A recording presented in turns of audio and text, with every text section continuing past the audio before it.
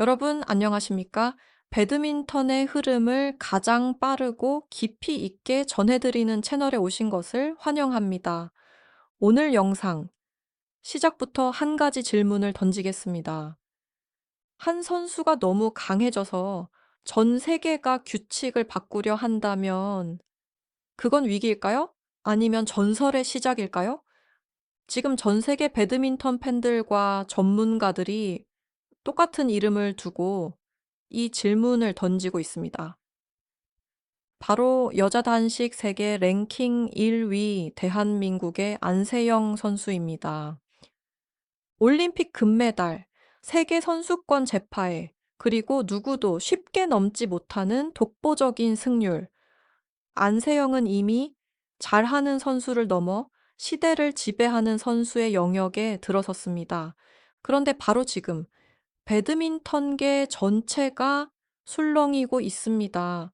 세계 배드민턴 연맹 BWF가 공식적으로 검토 중인 15점제 도입, 21점제가 아닌 더 짧고 더 빠른 승부를 만드는 새로운 시스템. 이 변화는 단순한 경기 시간 단축이 아닙니다.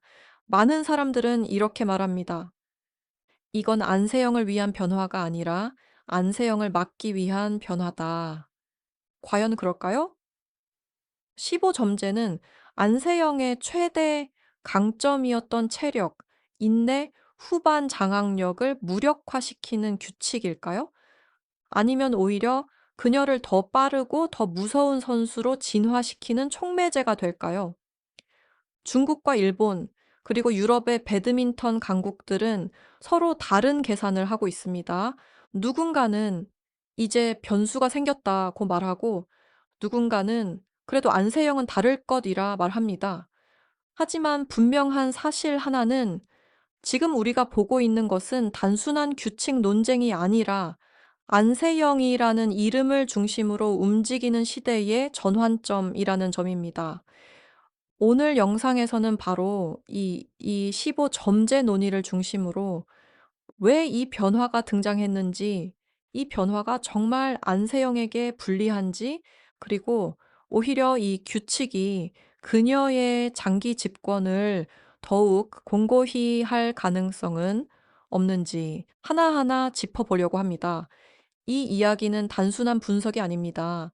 한 선수의 전성기가 끝나느냐, 아니면 더 확장되느냐를 가르는 갈림길이기 때문입니다. 영상이 도움이 되셨다면 좋아요 버튼, 그리고 앞으로 이어질 깊이 있는 배드민턴 분석을 놓치고 싶지 않으시다면 구독 버튼 꼭 눌러주시기 바랍니다. 자, 그럼 이제 본격적으로 들어가 보겠습니다. 15점제는 과연 안세영에게 위기일까요? 아니면 새로운 기회일까요? 지금부터 그 첫 번째 분석을 시작합니다.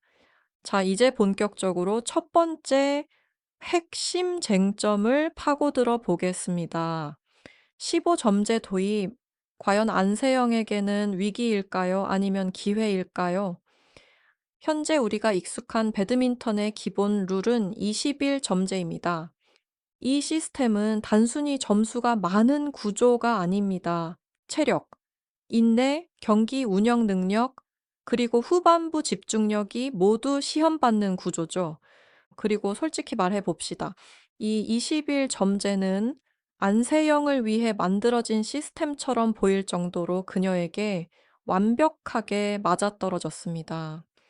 한 세트를 내줘도 흔들리지 않고 이 세트부터 상대의 체력을 조금씩 갉아먹으며 세트 후반에 가면 마치 엔진이 하나 더 달린 것처럼 움직이는 선수.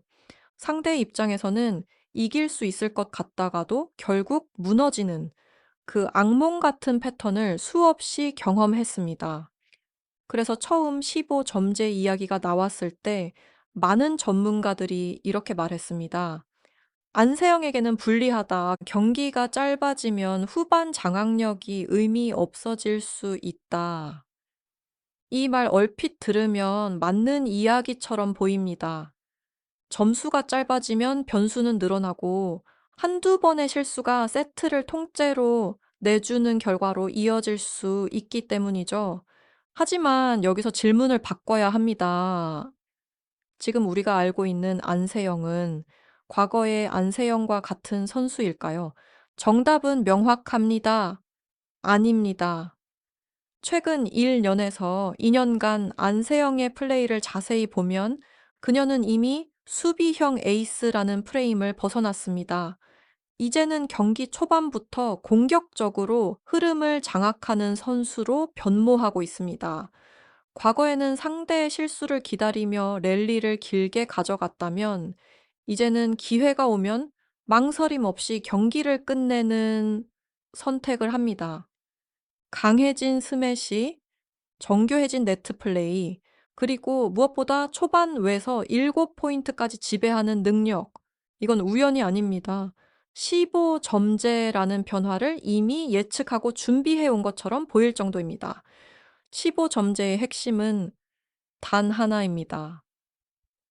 초반 주도권. 초반의 흐름을 빼앗기면 회복할 시간 자체가 없습니다. 그런데 바로 이 지점에서 안세영은 오히려 더 무서운 선수가 됩니다. 왜냐하면 안세영은 경기 초반에 가장 실수가 적고 상대의 패턴을 가장 빨리 읽어내는 선수이기 때문입니다. 짧은 세트일수록 기술보다 중요한 건 멘탈입니다. 점수 차가 벌어졌을 때 혹은 단 한 포인트가 승부를 가를 때 얼마나 침착하게 자신의 플레이를 유지할 수 있는가. 이 부분에서 안세영은 이미 세계 최고 수준입니다.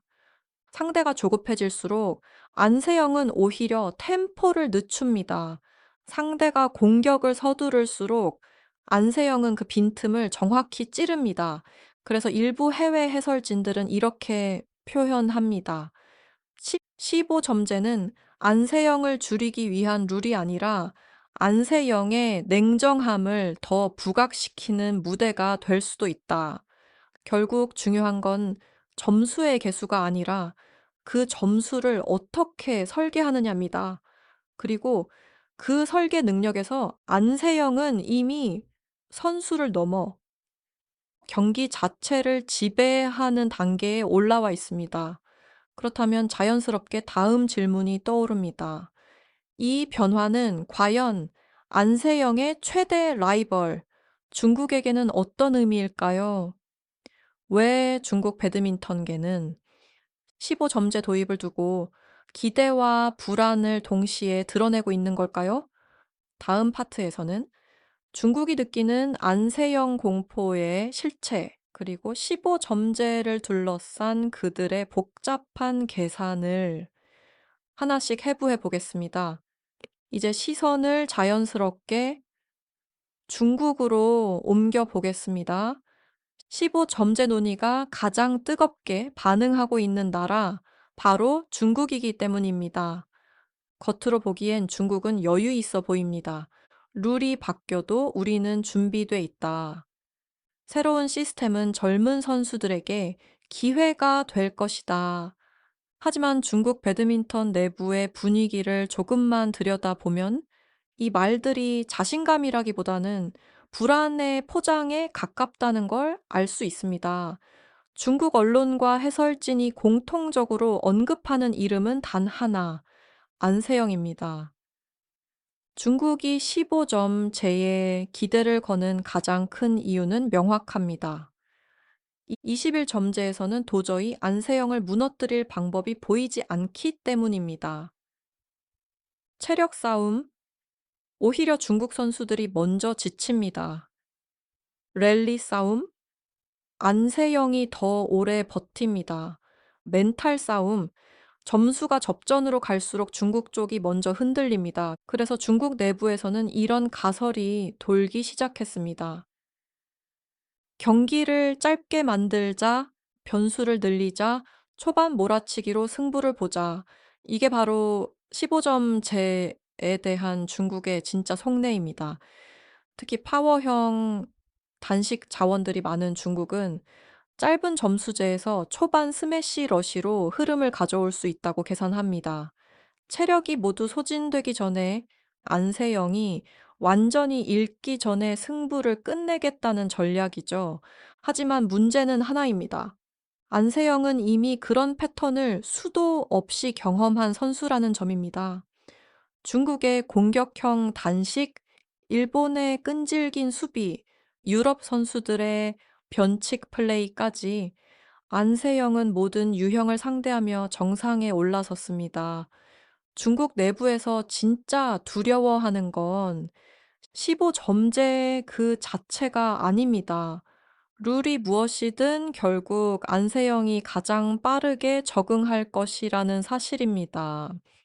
실제로 중국 배드민턴 관계자들 사이에서는 이런 말까지 흘러나옵니다. 안세영은 룰을 연구하는 선수가 아니라 룰 안에서 최적의 해답을 만들어내는 선수다. 이 말은 굉장히 의미심장합니다. 상대를 분석하는 단계를 넘어 환경 자체를 학습하는 선수라는 뜻이기 때문입니다. 중국이 처한 딜레마는 여기서 시작됩니다. 룰을 바꾸면 변수가 생길 수 있지만 그 변수조차 안세영에게 유리하게 작용할 가능성이 크다는 점입니다. 게다가 15점제는 실수 하나의 무게가 훨씬 커지는 시스템입니다. 이 상황에서 가장 강한 무기는 파워도 속도도 아닌 평정심입니다. 그리고 그 평정심에서 중국 선수들이 안세영을 넘어서지 못하고 있다는 사실을 그들 스스로가 가장 잘 알고 있습니다. 그래서 중국 언론의 논조는 묘하게 갈립니다. 한쪽에서는 새로운 시대가 열린다고 말하고 다른 한쪽에서는 안세영의 독주를 막기엔 여전히 부족하다고 인정합니다. 이 상반된 반응 자체가 지금 중국 배드민턴이 느끼는 혼란을 보여주는 증거입니다. 그렇다면 마지막 질문이 남습니다. 안세영은 과연 어디까지 갈 수 있을까요? 15점제라는 새로운 무대에서 그녀의 전성기는 끝을 향하는 걸까요? 아니면 이제 막 확장되기 시작하는 걸까요? 다음 파트에서는 안세영의 최근 변화, 그리고 전문가들이 말하는 전성기의 정체가 아닌 전성기의 확장이라는 개념을 구체적으로 풀어보겠습니다. 이제 안세영이라는 선수의 현재 위치를 조금 더 깊이 들여다볼 시간입니다. 많은 사람들은 이렇게 묻습니다. 이미 다 이룬 선수 아닌가? 이제 내려올 일만 남은 거 아닌가? 하지만 전문가들의 평가는 정반대입니다. 지금의 안세영은 정점에 머무는 단계가 아니라 정점을 넓히는 단계에 들어섰다는 분석이 지배적입니다. 이 차이는 매우 큽니다. 정점에 머무는 선수는 유지에 집중합니다. 반면 정점을 넓히는 선수는 환경이 바뀌어도 무너지지 않습니다. 15점제 논의가 나왔을 때 안세영이 유독 흔들림이 없어 보였던 이유도 여기에 있습니다. 그녀는 이미 하나의 시스템에 의존하지 않는 선수로 진화했기 때문입니다. 가장 먼저 눈에 띄는 변화는 공격 선택의 질입니다. 과거의 안세영은 상대를 지치게 만든 뒤 끝내는 선수라는 이미지가 강했습니다. 하지만 최근 경기들을 보면 이야기가 다릅니다. 초반부터 네트 앞에서 적극적으로 압박하고 짧은 랠리에서 과감하게 득점을 가져갑니다. 특히 상대의 리시브가 살짝만 뜨는 순간 망설임 없이 스매시로 마무리하는 장면이 눈에 띄게 늘었습니다. 이건 단순한 공격력 향상이 아닙니다. 경기를 짧게 끝낼 수 있는 선택지를 확보했다는 의미입니다. 15점제에서는 이 선택지가 결정적인 차이를 만듭니다. 상대를 분석할 시간이 줄어들수록 초반 주도권을 잡을 수 있는 선수의 가치가 폭발적으로 올라가기 때문입니다. 두 번째 변화는 경기 운영의 속도 조절 능력입니다. 안세영은 빠르기만 한 선수가 아닙니다. 그녀는 속도를 조절할 줄 아는 선수입니다. 상대가 템포를 끌어올리면 한 박자 늦추고 상대가 숨을 고르는 순간 다시 압박합니다. 이 리듬 파괴 능력은 점수가 짧아질수록 더 큰 위력을 발휘합니다. 15점제에서 가장 위험한 상황은 상대에게 흐름을 연속으로 내주는 순간입니다. 안세영은 그 흐름 자체를 끊어내는 데 특화된 선수입니다. 세 번째는 멘탈의 차원입니다. 점수가 짧아질수록 한 포인트의 무게는 극단적으로 커집니다. 이때 흔들리는 선수와 흔들리지 않는 선수의 격차는 기술 이상의 차이를 만들어냅니다. 안세영은 실점 후에도 표정이 거의 변하지 않습니다. 득점해도 과하게 흥분하지 않고 실점해도 스스로를 탓하지 않습니다. 이 안정성은 15점제에서 가장 강력한 무기가 될 가능성이 큽니다. 상대가 조급해질수록 안세영은 오히려 더 정확해지기 때문입니다.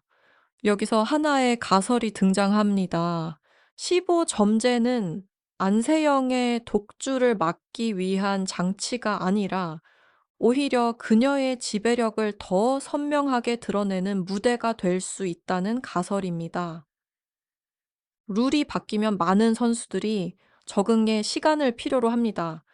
하지만 안세영은 적응을 기다리지 않습니다. 그녀는 룰 안에서 가장 효율적인 승리 공식을 빠르게 완성합니다. 실제로 코칭 스태프 관계자들 사이에서는 안세영은 경기 중에도 학습한다는 말이 나옵니다.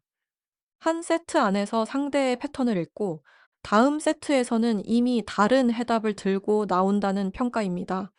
이건 재능이라기보다 축적된 데이터와 경험이 만들어낸 통제력에 가깝습니다. 그래서 지금의 안세영을 단순히 강한 선수라고 부르기엔 부족합니다. 그녀는 이제 환경을 지배하는 선수의 단계에 들어섰습니다. 룰이 바뀌어도 상대가 바뀌어도 무대가 달라져도 안세영의 중심은 흔들리지 않습니다. 그렇다면 마지막으로 남은 질문은 하나입니다. 이 모든 변화의 끝에서 안세영의 시대는 어디까지 확장될 수 있을까요? 마지막 파트에서는 15점제가 실제로 도입될 경우 펼쳐질 미래 시나리오, 그리고 안세영이 배드민턴 역사에서 어떤 위치로 기록될지에 대한 가설과 전망을 정리해 보겠습니다. 이제 모든 퍼즐 조각이 한 곳으로 모이고 있습니다. 15점제라는 새로운 룰, 그 변화 앞에서도 흔들리지 않는 세계 랭킹 1위, 그리고 이미 한 단계 앞을 내다보고 움직이고 있는 안세영. 지금 이 순간 전 세계 배드민턴계가 던지는 질문은 단 하나입니다. 이 변화의 끝에서 과연 누가 웃게 될 것인가? 많은 이들은 말합니다. 15점제는 변수를 늘리고 강자 독주를 막기 위한 장치라고. 하지만 역설적으로 스포츠 역사에서 룰의 변화는 언제나 진짜 강자를 더 또렷하게 드러내는 시험대였습니다. 안세영은 그 시험대 앞에서 이미 답안지를 거의 완성해 놓은 선수처럼 보입니다. 그 이유는 명확합니다. 그녀는 더 이상 특정 스타일에 갇힌 선수가 아니기 때문입니다. 수비형, 공격형, 운영형이라는 구분 자체가 안세영 앞에서는 무의미해지고 있습니다. 상황에 따라 가장 효율적인 선택을 하고 점수 상황에 따라 스스로의 얼굴을 바꿀 수 있는 선수, 이런 선수에게 룰 변화는 위기가 아니라 무대 확장에 가깝습니다. 15점제가 도입된다면 배드민턴은 더욱 빠르고 더욱 잔혹한 스포츠가 될 것입니다. 한 번의 실수, 한 번의 판단 미스가 세트 전체를 결정짓는 시대가 옵니다. 그 시대의 가장 빛나는 자질은 무엇일까요? 파워일까요? 스피드일까요? 아닙니다. 판단력과 멘탈, 그리고 흐름을 읽는 감각입니다. 그리고 이 세 가지 모두에서 안세영은 이미 세계 최고 수준에 도달해 있습니다. 여기서 하나의 미래 시나리오를 그려볼 수 있습니다. 15점제가 정식 도입된 첫 시즌, 초반에는 혼란이 이어질 것입니다. 강호들이 흔들리고 예상 밖의 결과들이 쏟아질 수 있습니다. 하지만 그 혼란이 가라앉는 순간 코트 위에는 다시 익숙한 이름이 남아 있을 가능성이 큽니다. 바로 안세영. 환경이 불안정할수록 가장 안정적인 선수는 더 강해집니다. 그리고 안세영은 이미 불확실성을 견디는 법을 배워온 선수입니다. 중국과 일본 그리고 유럽 강호들 역시 이 사실을 누구보다 잘 알고 있습니다. 그래서 그들의 분석과 고민은 점점 더 복잡해지고 있습니다. 룰을 바꾸면 이길 수 있을까? 템포를 높이면 흔들릴까?